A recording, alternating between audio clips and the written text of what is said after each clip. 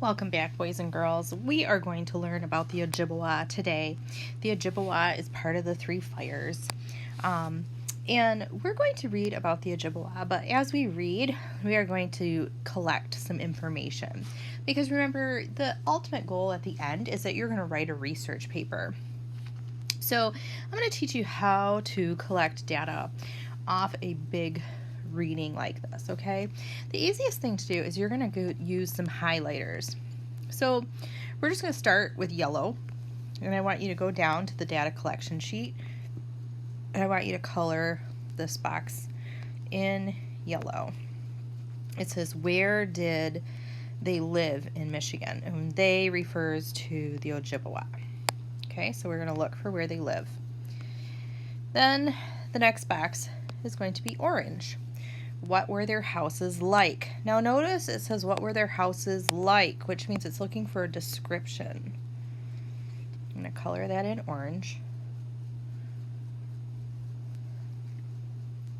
And then we're just going to go to the next color, which is red. What did they eat? Alright, so what did the Ojibwa eat?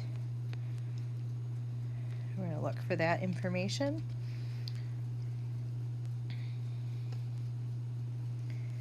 And the next one, what was special about them? I'm going to use pink for what was special about them. Each tribe had something that they did really well and that they were known for. So that's what they mean by what was special about them. What were they known for? And what did they make? Each tribe was a community that made something maybe better than the other tribe, and then they would trade. So what were the Ojibwa known for making? Doesn't mean they didn't make other things, but that's what they were known for. Okay, so now as we read, we're going to color code. So let's read through it first once. The Ojibwa. The Ojibwa was the largest group of the Three Fires. They lived along the southern shores of Lake Superior and the western shores of Lake Huron. They moved at times and usually settled near rivers and lakes. They were admired for being excellent hunters, fishers, and trappers. They were also known for their birch bark canoes. When they lived in an area with good soil, they farmed and raised crops such as corn and squash. They also gathered nuts and fruits. They made maple syrup from the sap of maple trees and gathered wild rice. They lived in villages made of small round buildings called wigwams. These were houses made from a frame of bent poles, which was covered with bark, animal skins, or mats. They made items like moccasins and bags from deerskin, which was decorated with porcupine quills. They were known for their beautiful beadwork, which often had flower designs. They also made birch bark baskets and boxes. All right, so that was our first read. Now we want to collect some data, some research. Where did they live in Michigan? So let's go back up. That one was yellow. I changed my highlighter to yellow. The Ojibwa was the largest group of the Three Fires. They lived, so here we go, they lived along the southern shores of Lake Superior and the western shores of Lake Huron. They moved at times and usually settled near rivers and lakes. They were admired for being excellent hunters, fishers, and trappers.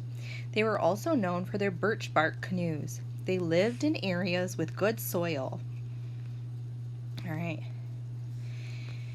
They farmed and raised crops such as corn and squash. They also gathered nuts and fruits, and they made maple syrup from the sap of the maple trees and gathered wild rice. They lived in villages made of small round buildings called wigwams. These were houses made from the frame of bent poles, which was covered with bark and animal skin or mats. They made items like moccasins and bags from deerskin, which was decorated with porcupine quills, and they were known for their beautiful beadwork, which often had flower designs. They also made birch bark baskets and boxes. So boys and girls, look at all the stuff I highlighted in yellow. So the Ojibwa, they lived on the southern shores of Lake Superior and the western shores of Lake Huron. And remember in the earlier video when we talked about the three fires as a whole, all three tribes, and they really moved around. So the Ojibwa weren't any different. They moved from season to season. So usually you would find them along the southern shores of Lake Superior and the western shores of Lake Huron, or you would see them somewhere near there but settled near rivers and lakes, right? And they picked places with good soil because they farmed, and they lived in villages. So their villages probably traveled with the seasons. So that is what you would write those facts right in that box. Okay. So southern shores of Lake Superior, western shores of Lake Huron. What else did it say? Let's go back up and look. Near rivers and lakes, areas with good soil, and in villages. Whoops. Don't want that.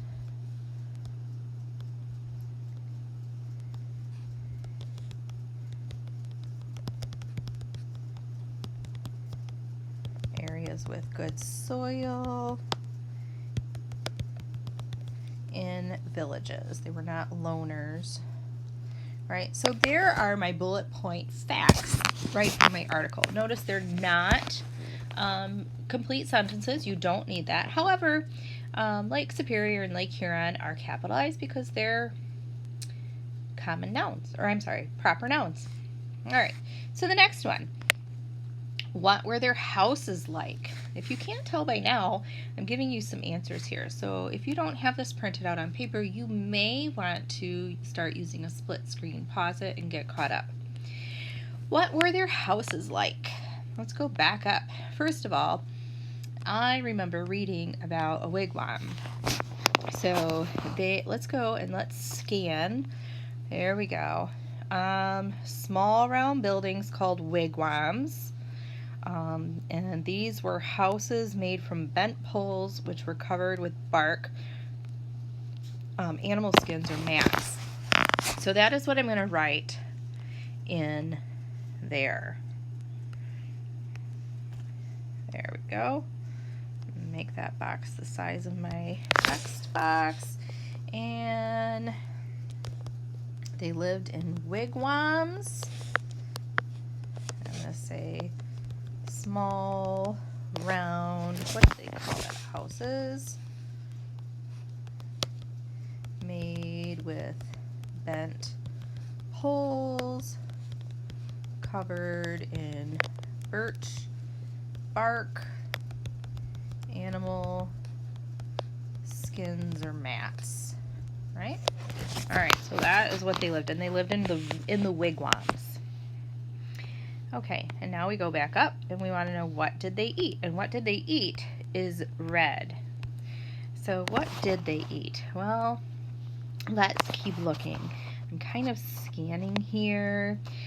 They were the largest group of the three fires. Where they lived, they moved at times and usually settled near rivers. They were admired for being excellent hunters, fishers, and trappers, and they were well known for their birch bark canoes. Let's see, they lived in areas with good soil, and they farmed and they raised crops such as corn. So they must have eaten this stuff: corn and squash, nuts and fruit, maple syrup, wild rice. Okay, and then I'm going to make an inference here. Okay, back up here it says they were hunters, fishers, and trappers. Well, they didn't eat hunters, fishers, and trappers, right? They were hunters, fishers, and trappers. So I have to make an inference, and I'm going to use that. And when I think of hunters, fishers, and trappers, I know, oh, there's my bullet points. Hunters, they hunt deer and turkey. So I'm going to put wild game, which would be deer, turkey, rabbit, anything that they could eat. Fish, because they were fishers.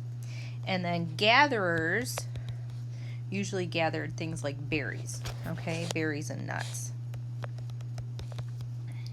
So let's see, what else did they say? Let's go back up and read our red highlights.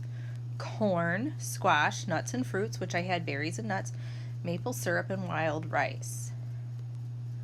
So I'm going to take out berries and put fruit, corn, wild rice. What else? Oh, what else did it say?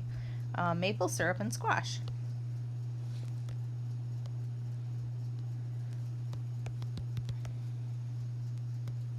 Maple syrup and squash. Okay. So there we go. All right, so notice, boys and girls, now it says, what was special about them? What was special? And that one is highlighted in pink. So I want to change my color to match the text box. Well, they were admired for being hunters, fishers, and trappers, right? So those words get 2 highlights. But they were also well known for their birch bark canoes. Yeah. So you could probably add both of those to that. And then what did they make? Which is green. Well, they made birch bark canoes, so I'm going to give that another green highlight. And what else did they make? Well, they made moccasins and bags from deer skin, which were decorated with porcupine quills. They did beautiful beadwork, which often had flower designs, and they made birch bark baskets and boxes. So I'm going to take my pink facts and I'm going to write in that box about what was special about them, and then I'm going to take the green facts that I highlighted about what they made, and I'm going to write it in those boxes. I'm going to let you do both of those boxes on your own. Make sure you have bullet points and it's nice and neat so that your teacher can read it. All right, boys and girls, and then you're going to turn this whole thing in. I should see your text color-coded and highlighted so I know that you got your information from the text, and then I should see your notes in your data collection sheet. And you're going to submit that back to your teacher when you are done. All right, boys and girls.